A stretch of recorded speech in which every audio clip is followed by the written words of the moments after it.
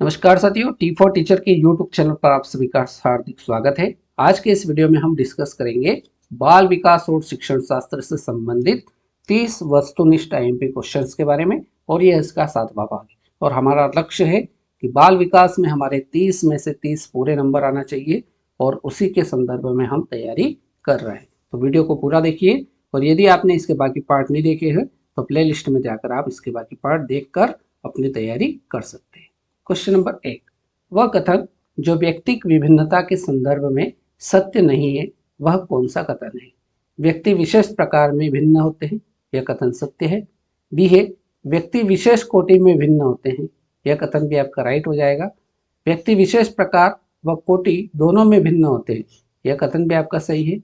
व्यक्ति विशेष न तो कोटि और न ही प्रकार में भिन्न होते हैं, यह कथन आपका सत्य हो जाएगा। इसलिए इसका सही उत्तर जो होगा वो होगा ऑप्शन डी। क्वेश्चन नंबर 2, बालक का चिंतन किसके द्वारा प्रदर्शित नहीं होता है? बालक का चिंतन किसके द्वारा प्रदर्शित नहीं होता है? तो आत्म केंद्रिकता के द्वारा प्रदर्शित होता है, सजीवतावाद के द्वारा भी प्रदर्शित होता है, यथार्थवाद के द्वारा भी प्रदर्शित होता है, लेकिन व्यक्तिकवाद के द्वारा प्रदर्शित नहीं होता है बालक का चिंतन। इसलिए ऑप्शन डी जो रहेगा वो एकदम सही उत्तर रहेगा। Next question, question number 3 number कह रहा है शिक्षण और अधिक प्रभावी हो सकता है। शिक्षण और अधिक प्रभावी हो सकता है यदि छात्रों को स्वयं कार्य करने की स्वायत्ता व नियंत्रण दिया जाए। तो यह एकदम सही उत्तर हो जाएगा इसका कि अधिक शिक्षण अधिक प्रभावी कब होगा? जब छात्रों को स्वयं कार्य करने की स्वायत्ता व नियंत्रण दिया जाए। इसलिए ऑप्शन ए जो रहेगा वो एकदम सही उत्तर इस क्वेश्चन का बन जाएगा। क्वेश्चन नंबर 4, शिक्षण प्रभावी हो सकता है यदि कक्षा कक्ष में प्रत्यक्ष अनुदेशन को प्रयोग में लाया जाए। बी है, कक्षा कक्ष में शिक्षक निर्देशित विधियों का उपयोग किया जाए। सी है, दोनों शिक्षक निर्देशित विधियां एवं प्रत्यक्ष अनुदेशन काम में लिया जाए। या डी है, छात्र केंद्रित अनुदेशन और अंतः क्रियात्मक विधियों का उपयोग किया जाए। तो शिक्षण प्रभावी कब होगा? जब छात्र केंद्रित अनुदेशन और अंतः क्रियात्मक विधियों का उपयोग किया जाएगा। इसलिए सही उत्तर जो होगा वो ऑप्शन डी होगा। क्वेश्चन नंबर 5, बालक के समाजीकरण का आद्य व्यक्ति है। बालक के समाजीकरण का आद्य व्यक्ति कौन माना जाता है? शिक्षक, माता, पिता या धर्मोपदेशक? तो बालक के समाजीकरण का आद्य व्यक्ति जो होता है वो होता है उसकी माता। ऑप्शन बी बिल्कुल सही जवाब इसका हो जाएगा। क्वेश्चन नंबर 6, अधिगम का अभिप्राय है। अधिगम का अभिप्राय क्या है? सीखना, पढ़ना, पढ़ाना या अधिग्रहण करना? तो अधिगम का जो आशय या अभिप्राय है वो होता है सीखना। अधिगम का अभिप्राय क्या होता है? सीखना। ऑप्शन ए बिल्कुल सही जवाब इसका रहेगा। नेक्स्ट क्वेश्चन, क्वेश्चन नंबर 7, व्यवहार में कोई परिवर्तन जो अनुभवों का परिणाम है। व्यवहार में कोई परिवर्तन जो अनुभवों का परिणाम है, जिसके स्वरूप व्यक्ति आने वाली स्थितियों का भिन्न प्रकार से सामना करता है, अधिगम कहलाता है। यह कथन किसका है? एक बार फिर से प्रश्न पढ़ते हैं। व्यवहार में कोई परिवर्तन जो अनुभवों का परिणाम है, जिसके स्वरूप व्यक्ति आने वाली स्थितियों का भिन्न प्रकार से सामना करता है, यह कहलाता है अधिगम। यह कथन किसका है? नन एवं फ्रोबेल का, ड्यूवी एवं काम्टे का, प्लेटो एवं अरस्तु का, या ब्लेयर, जोन्स और सिम्पसन का? तो ये कथन जो है ये ब्लेयर, जोन्स और सिम्पसन का है। ऑप्शन डी बिल्कुल सही जवाब रहेगा। प्रश्न संख्या 8, नवीन ज्ञान तथा नवीन प्रतिक्रियाओं का अर्जन करने की प्रक्रिया अधिगम प्रक्रिया है। नवीन ज्ञान तथा नवीन प्रतिक्रियाओं का अर्जन करने की प्रक्रिया अधिगम प्रक्रिया है। यह कथन आपका वुडवर्थ का है। ऑप्शन सी वुडवर्थ इसका एकदम सही उत्तर रहेगा। नेक्स्ट क्वेश्चन, क्वेश्चन नंबर 9, उत्तर बाल्यावस्था में बालक भौतिक वस्तुओं के किस आवश्यक तत्व में परिवर्तन समझने लगते हैं? उत्तर बाल्यावस्था में बालक भौतिक वस्तुओं के किस आवश्यक तत्व में परिवर्तन समझने लगते हैं? द्रव्यमान में, द्रव्यमान और संख्या में, संख्या या द्रव्यमान, संख्या और क्षेत्र में। तो वो समझने लगते हैं द्रव्यमान, संख्या और क्षेत्र में परिवर्तन को। ऑप्शन डी जो रहेगा वो बिल्कुल सही जवाब हो जाएगा। Next question, question number 10। विकास का अर्थ है, विकास का अर्थ क्या है? परिवर्तनों की उत्तरोत्तर श्रृंखला, अभिप्रेरणा के फलस्वरूप होने वाले परिवर्तनों की उत्तरोत्तर श्रृंखला, या अभिप्रेरणा एवं अनुभव के फलस्वरूप होने वाले परिवर्तनों की उत्तरोत्तर श्रृंखला, या परिपक्वता एवं अनुभव के फलस्वरूप होने वाले परिवर्तनों की उत्तरोत्तर श्रृंखला। तो विकास जो है वो अभिप्रेरणा और अनुभव के फलस्वरूप होने वाले परिवर्तनों की उत्तरोत्तर श्रृंखला विकास कहलाता है या विकास का अर्थ है। तो ऑप्शन सी बिल्कुल सही जवाब इसका हो जाएगा। Next question, question number 11। शिक्षा का अधिकार अधिनियम, जिसको बोलते हैं आरटीई, जिसको क्या बोला जाता है? आरटीई, 2000 में निर्दिष्ट किया गया है कि कक्षा 1 से 5 तक की यदि प्रवेश दिए गए विद्यार्थियों की संख्या 200 से अधिक है तो विद्यार्थी और शिक्षक या अध्यापक आवश्यक अनुपात कितना होगा? 30, 40, 45 या 50?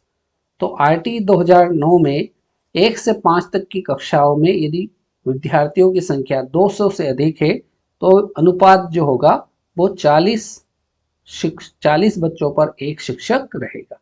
ऑप्शन बी बिल्कुल सही जवाब इसका हो जाएगा। Next question, question number 12।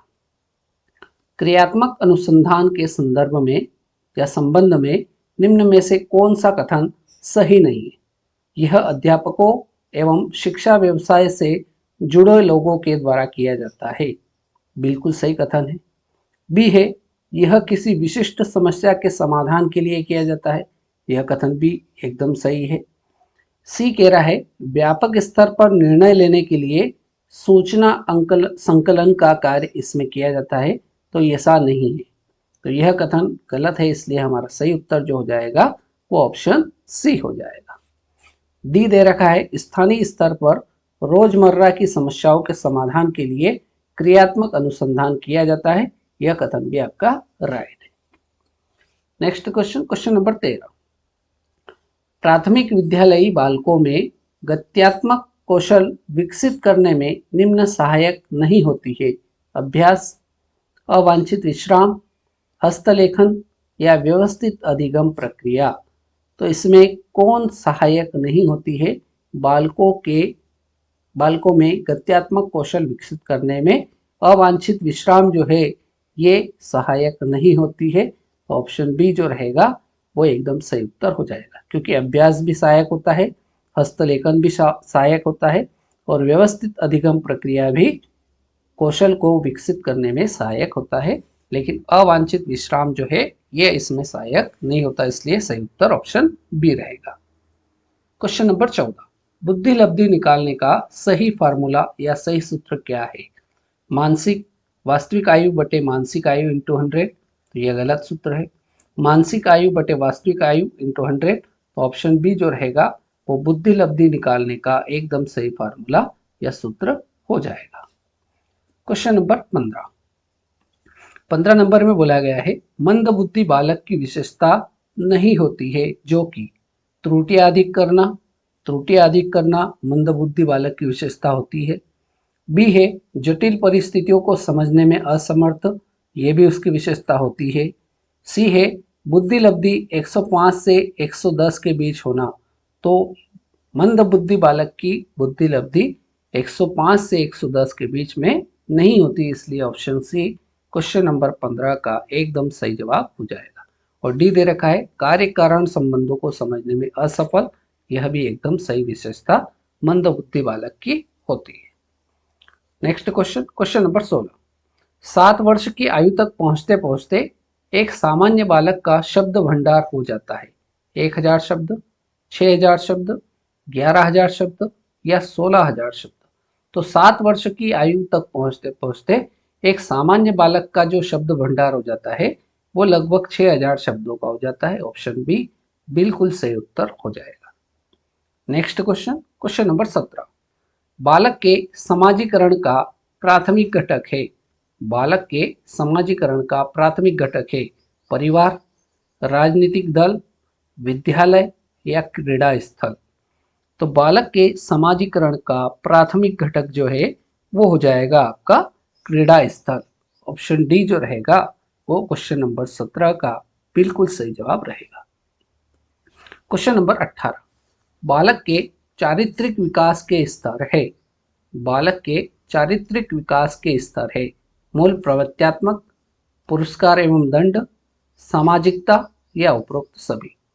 तो बालक के चारित्रिक विकास के स्तर के अंतर्गत मूल प्रवृत्त्यात्मक भी आएगा, पुरस्कार दंड भी आएगा, सामाजिकता भी आएगा, इसलिए ऑप्शन डी उपरोक्त सभी, ऑप्शन डी एकदम सही जवाब हो जाएगा।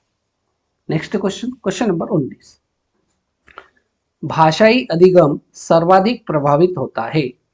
भाषाई अधिगम सर्वाधिक प्रभावित होता है हकलाने से, तुतलाने से, ए तथा बी दोनों से या लंबी बीमारी से। तो भाषाई अधिगम सर्वाधिक प्रभावित होता है हकलाने से और तुतलाने से, इसलिए सही जवाब जो हो जाएगा वो ए तथा बी ऑप्शन सी एकदम सही उत्तर हो जाएगा। क्वेश्चन नंबर 20, भाषाई अधिगम प्रभावित होता है। भाषाई अधिगम प्रभावित होता है सामाजिक स्थिति से, शैक्षिक स्थिति से, आर्थिक स्थिति से या उपरोक्त सभी से। तो भाषाई अधिगम प्रभावित होता है सामाजिक स्थिति से, तो ऑप्शन ए बिल्कुल सही उत्तर रहेगा। नेक्स्ट क्वेश्चन, क्वेश्चन नंबर 21, सृजनात्मक विकास में निहित होती है बाल कल्पना, स्वाभाविकता, मूल्य या मनोदशा। तो सृजनात्मकता विकास में निहित होती है बाल कल्पना, ऑप्शन ए जो रहेगा वो क्वेश्चन नंबर 21 का बिल्कुल सही उत्तर रहेगा। Next question, question number 22 number दे रहा है, बालक द्वारा मिट्टी के घर एवं खिलौनों का निर्माण करना सूचक है सृजनात्मक विकास का, मूल्यों के विकास का, पारिवारिक विकास का या चिंतन के विकास का। तो बालक द्वारा मिट्टी के घर और खिलौना का निर्माण करना किसका सूचक है? तो ये सृजनात्मकता, सृजनात्मक विकास का सूचक है, तो ऑप्शन ए बिल्कुल सही उत्तर ऑप्शन ए रहेगा। नेक्स्ट क्वेश्चन, क्वेश्चन नंबर 23, बालक में आयु की वृद्धि के साथ साथ कल्पना का स्वरूप होता है सामान्य, मंद, बढ़ता हुआ या तीव्र गति से बढ़ता हुआ। तो बालक की आयु में वृद्धि के साथ साथ कल्पना का स्वरूप जो होता है वो मंद होता जाता है, तो ऑप्शन बी जो रहेगा वो क्वेश्चन नंबर 23 का एकदम सही उत्तर रहेगा। क्वेश्चन नंबर 24, गणित में सृजनात्मकता के माध्यम से शिक्षण में बालकों को प्रदान किया जा सकता है। गणित में सृजनात्मकता के माध्यम से शिक्षण में बालकों को प्रदान किया जा सकता है गणितीय कहानी, गणितीय कविता, गणितीय आकृतियों का निर्माण या उपरोक्त सभी। तो सृजनात्मकता के माध्यम से गणित में शिक्षण में बालकों को प्रदान किया जा सकता है गणितीय आकृतियों का निर्माण, ऑप्शन सी बिल्कुल सही उत्तर रहेगा। नेक्स्ट क्वेश्चन, क्वेश्चन नंबर 25, समावेशी शिक्षा से तात्पर्य है। समावेशी शिक्षा से क्या तात्पर्य है? नियमित विद्यालयों में सभी प्रकार के बालकों का बिना किसी भेदभाव के स्वागत करना, यह समावेशी शिक्षा से तात्पर्य रहेगा, तो ऑप्शन ए बिल्कुल सही उत्तर हो जाएगा। प्रश्न संख्या 26, सामाजिक नियमों व कानूनों के विरुद्ध व्यवहार करने वाले बालक कहलाते हैं। सामाजिक नियमों व कानून के विरुद्ध व्यवहार करने वाला बालक कहलाता है पिछड़ा बालक, मंद बुद्धि बालक, जड़ बुद्धि बालक या बाल अपराधी। तो सामाजिक नियमों व कानून के विरुद्ध व्यवहार करने वाला बालक जो रहेगा वो बाल अपराधी कहलाएगा, ऑप्शन डी बिल्कुल सही उत्तर रहेगा। क्वेश्चन नंबर 27, अनुकूलीय एवं सकारात्मक व्यवहार के लिए छात्र में निम्न जीवन कौशल आवश्यक है। प्रभावी अंतःवैयक्तिक संप्रेषण, निर्णय लेने की योग्यता, भावनाओं और तनाव के साथ सामंजस्य, उपरोक्त सभी। तो अनुकूलनी और सकारात्मक व्यवहार के लिए छात्र में जीवन कौशल आवश्यक क्या होना चाहिए? तो ये सारे आवश्यक होना चाहिए, इसलिए उपरोक्त सभी ऑप्शन डी बिल्कुल सही उत्तर रहेगा। प्रश्न संख्या 28, शिक्षक की भूमिका है। शिक्षक की भूमिका क्या है? ज्ञान के स्थानांतरण करना, ज्ञान का स्थानांतरण करना, ज्ञान देना, कौशल अर्जित करने में प्रशिक्षित करना या ज्ञान निर्माण का सरलीकरण करना। तो शिक्षक की भूमिका क्या है? ज्ञान निर्माण का सरलीकरण करना, यह शिक्षक की भूमिका रहेगी। ऑप्शन डी बिल्कुल सही उत्तर रहेगा। नेक्स्ट क्वेश्चन, क्वेश्चन नंबर 29, आप कक्षा का अवधान केंद्रित कर सकते हैं उच्च स्वर में बोलकर, श्याम पट्ट पर लिखकर, चित्र बनाकर या उद्दीपन परिवर्तन द्वारा। तो आप कक्षा का अवधान केंद्रित कर सकते हैं उद्दीपन परिवर्तन करके या उद्दीपन परिवर्तन के द्वारा। तो ऑप्शन डी बिल्कुल सही उत्तर हो जाएगा।